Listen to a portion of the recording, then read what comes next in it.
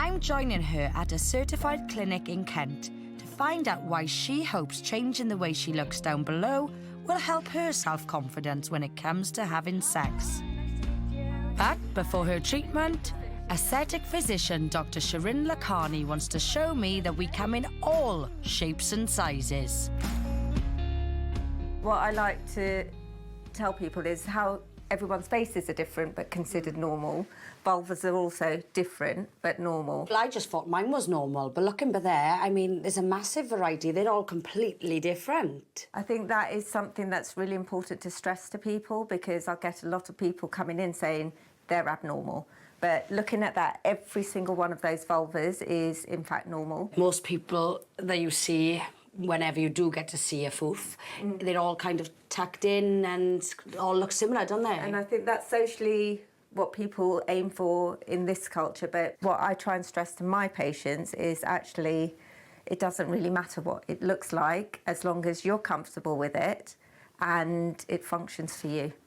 Today, Kat's chosen a medically CE-approved, non-surgical treatment using radio frequency waves to help stimulate the body's natural collagen production, supposedly resulting in a more toned and tightened vulva.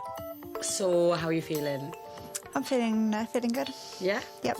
After 2 kids and a divorce, Kat's self-confidence in the bedroom hit rock bottom, and she spent 4 years avoiding any kind of intimacy. I became so insecure about how I looked down there and how it feels that I kind of avoided being in any situation where sex would be inevitable. Yeah, so, well, almost celibate then. Oh, pretty much, yeah. So how did it affect your confidence before in the past with ex-boyfriends? Well, there's been a few comments in the past, and then the pressure of social media, the images that you see widely on the internet, in films, has affected my own confidence of how I think I should be down there. So obviously after today now, your sex life might improve, not in positions and stuff, just in terms of your mental health having sex, your confidence having sex. I think so, yeah, especially confidence. I won't necessarily have to have the lights out.